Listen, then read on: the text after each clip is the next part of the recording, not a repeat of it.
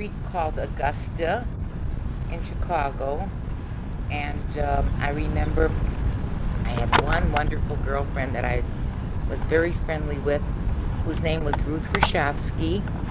She had three sisters, and she always said the dog Queenie. They had a little bulldog. Queenie was one of her sisters, and she was my girlfriend. She was about a year older, but we went to the same grammar school, and we played together. And let's see, then it seemed in those days we moved very often because the economy was very bad, and sometimes we didn't have enough money to pay rent, so we moved out like every 3 months, 4 months. 3 or 4 months. Mm-hmm. Now, what kind of neighborhood was Augusta in? It was a real nice neighborhood. A lot of Jewish people and a lot of Polish people. But it was nice, real clean. No crime? Was it? No, in those days there wasn't as much violence as there is today. Because of gun control problem. Well, I don't know if gun control, there was never gun control, but people didn't have guns on their mind. They weren't so gun-oriented. And you could leave your back door open, not lock your door. People weren't as mean or as rotten as they are now. Now, at the time when you were 6, your brother was... He was 2 years old, because I'm 4 years older than he is. Was he sick then? Yeah, he was always quite sick. He had a hernia operation, but other things transpired. We always had to go to a clinic because we couldn't afford to pay regular doctors, and we were always going to the clinics and doctors with him. And I remember he was a quiet little boy. He used to play by himself with paper, but I think one day he gave himself a haircut. My mother saw him with the scissors, and he cut some of his hair off. Right. But a lot of little kids do that. Of course, they have to be careful that they don't stab themselves. Now, at this time, what did your father do for a living? What was his job? He was always a tailor. And what kind of living did he make? Fairly, not too good, not too bad. Was the whole economy was pretty rotten at that time. Let's see. I was in 1927. Yeah, it was in 1927. 2 years before, there was a big, after 1929 was the big depression. But he made a fairly decent living. Now, was he stingy with the money, or would he be real generous? No, he wasn't stingy. He was generous. But he was a very selfish man, so he came first. First he took what he needed, but he gave my mother money. She was never in need for money. We had good food, we had good clothes. They liked to go out a lot. I remember when I was very little, one of my earliest recollections was that they used to go to a lot of card parties. My father loved playing cards. Yeah. He loved to gamble, and he was a good poker player. But I remember when we went to these various people, there was always a lot of overcoats and hats on a bed, and the kids were tossed there. So, in fact, my mother tells me the story, which is hard to believe, but I think it's true. I had an uncle, my Uncle A, that used to come over every night to want to play cards with my father. Yeah. Two-handed poker, that's deadly.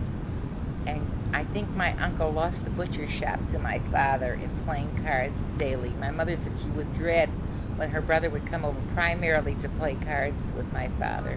Did he really have to give it to him?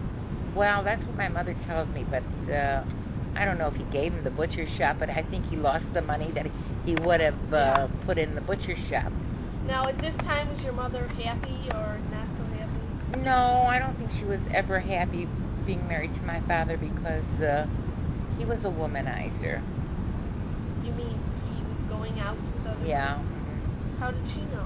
Well, people told her, and then I think she guessed, and he lied to her, But I think when I was a little baby, my mother tells me that she went to one of my aunts or my uncles, I don't know, and she said she was going to leave him, and my father came and he said he's going to change and be good to her and try to change his ways. But like my mother says, a leopard never changes his spots. How was he to you when you were little, 6, at this time? He wasn't cruel, no, but I wasn't happy because even at that age, I could see that they weren't as happy as they should be. You could text Ben. Yeah. Was he upset about Ben being sick and everything? Was he real concerned? Spent a lot He of could time? have been more concerned. No, he he pretended that he was concerned. Yeah. And at this time, what school did you go to? Kindergarten? Good old Lafayette. That's Lafayette. yeah.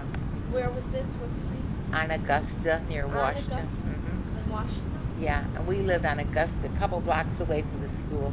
We Now- always lived near a grammar school. Augusta, is that near Lawrence?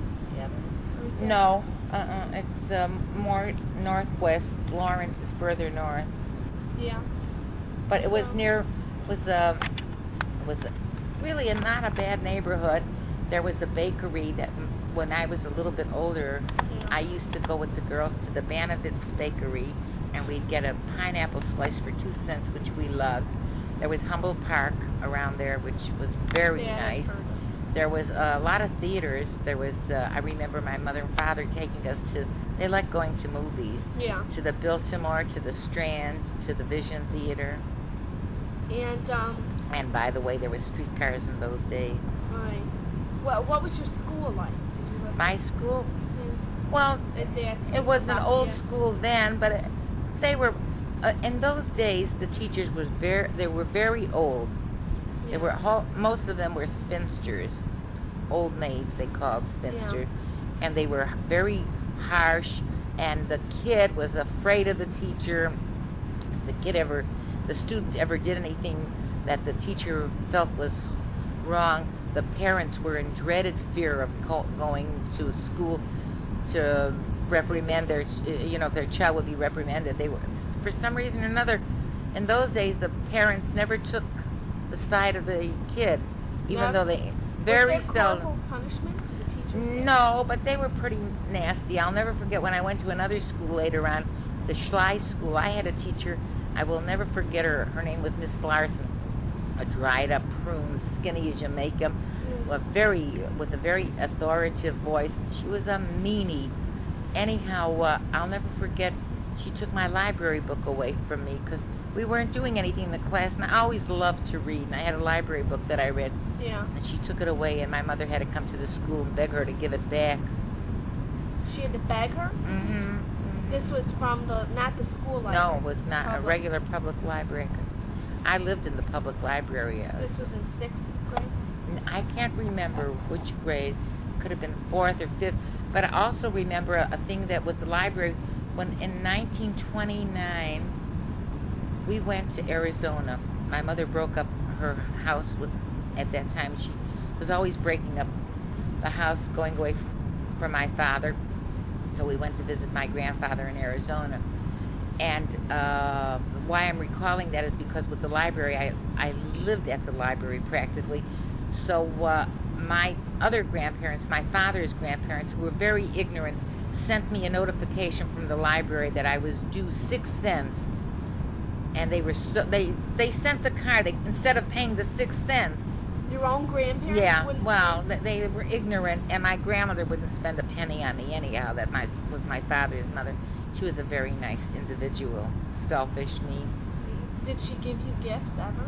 Never. I never got a present from her. Never? Never. My grandpa tried to make up, Yeah. Grandpa Yussel, but she was a real lovey-dovey. So really, those were the only 2 grandparents you've ever met? No, my mother's father I knew because Grandpa Sam, he went to Arizona. We went to see him. Oh, you met him then? Sure, well, that's when I met him, sure, when we went to Arizona. So you really didn't have a grandmother? No, my grandmother, I'm named after her. Yeah. My mother's mother, she died a year or so after they came to America. She was a very young woman in her Yeah. early 40s when she died. Because of an incompetent... Right, she Doctor. had gallstones, which today is comparatively Yeah. scheduled surgery, but Yeah. I think one of their relatives recommended a doctor that was very cheap, Right. and a very cheap doctor